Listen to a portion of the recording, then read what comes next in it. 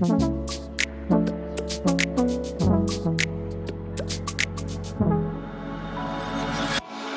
everyone, my name is Paulo, this is BelgoTours, and today I'm going to show you the Royal Saint Hubert Galleries. Inaugurated in 1847, the Royal Saint Hubert Galleries are considered as one of the most beautiful designs of the 19th century.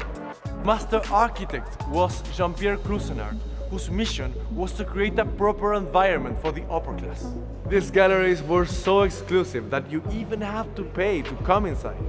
Today, this Italian Cinquecento masterpiece is home to many shops and entertainment venues, and it's considered to be the world's first ever galleries. These structures are divided in three: the Queen's, the King's, and the Prince galleries. You can also find the Royal Theatre and the Gallery Cinema, both original from the 19th century. This elegant and prestigious complex is inspired by Italian palaces. It is also covered from start to finish by a glass roof with a metal frame, sheltering visitors whatever the weather.